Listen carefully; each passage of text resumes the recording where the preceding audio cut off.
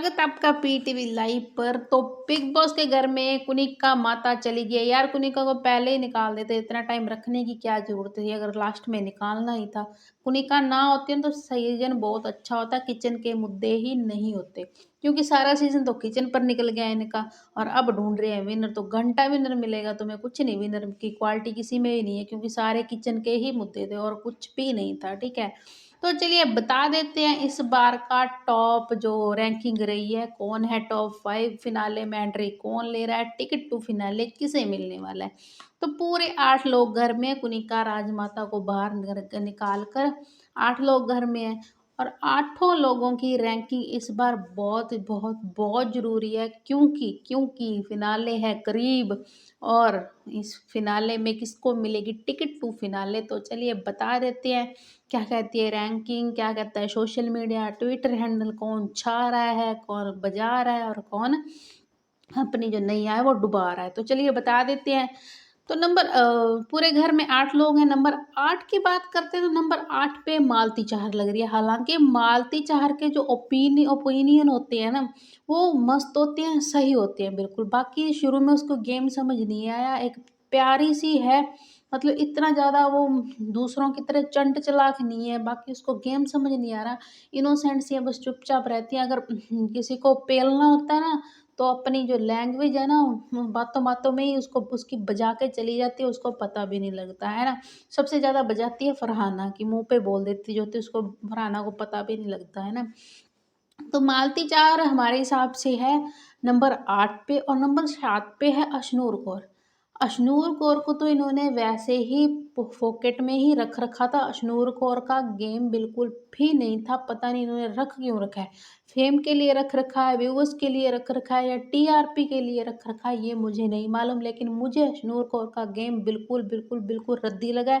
कुछ भी नहीं था अभिषेक के अलावा। ठीक है, एक हुड पे थे उनका सुना था, और कुछ भी नहीं था। ठीक है, तो अशनूर कौर का गेम मुझे तो अच्छा लगा नहीं। बाकी नंबर 7 पे है, इसको लेके जाएंगे या शायद फिनाले में भी अशनूर कौर को टॉप 6 में तो जाएगी ही जाएगी ये। इससे अच्छा 100 गुना अच्छा कह सकते हैं अभिषेक था, जिसको इन्होंने निकाल दिया। बहुत ही गलत बात है ये, कि जो बंदी 1% कंटेंट दे रही है उसे रखा है, जो 99% दे रहा है ना उस बंदे को इन्होंने निकाला है। तो बहुत ही शेम है इन पर। ठीक है, बाकी प्रणीत मौर्य के डिसीजन पर मुझे बहुत ही गुस्सा आया कि उसने अशनूर को चुना है और अभिषेक को बाहर निकाला। बहुत ही गलत डिसीजन था वो। ठीक है, तो अशनूर को नंबर 7 पे। नंबर 6 की बात कर लेते हैं। नंबर 6 पर जो घर का गेंडा है, शहबाज कह लो उसको, शहबाज नाम है उसका। बाकी गेंडा गेंडा ज़्यादा ही फेमस हो रहा है वो। ठीक है, तो शहबाज का भी वीकेंड के बार पर माल का चमचा भी बोला है। शहबाज का अब गेम कहीं ना कहीं, पहले तो इन्होंने ऊपर उठाने की कोशिश की थी, अब उसे दबाने की कोशिश कर रहे हैं। बाकी शहबाज का अविक्शन भी हो सकता है, शहबाज का अविक्शन हो सकता है इस बार।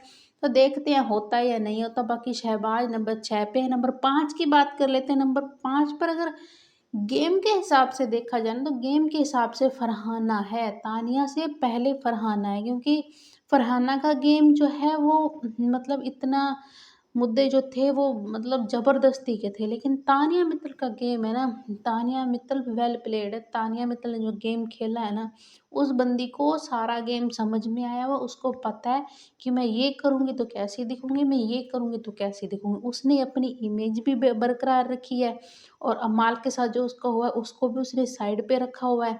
सभी के साथ अलग अलग रिश्ते भी बनाए हुए हैं उसने, तो उसका गेम ज़बरदस्त था। अगर तानिया ना होती ना, तो घर में एंटरटेन भी ना होता। ठीक है, फरहाना का मुद्दे इतने अच्छे नहीं थे, मुझे तो कुछ भी फरहाना का गेम ठीक ठाक ही लगा है।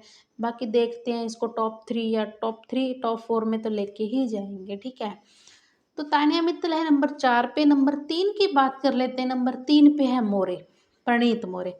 मोरे का गेम देखा जाए तो ठीक ठाक रहा है। बाकी मोरे ने जब से ये अभिषेक का डिसीजन लिया था, अभिषेक के एविक्शन का, तो तब से थोड़ा अच्छा नहीं लगा। क्योंकि जो बंदा डिजर्विंग था उसको ही बाहर निकाल दिया था। गेम में रखते तो कंपटीशन बहुत ही हाई लेवल का होना था, अगर बशीर, अभिषेक, जिशान रहते तो।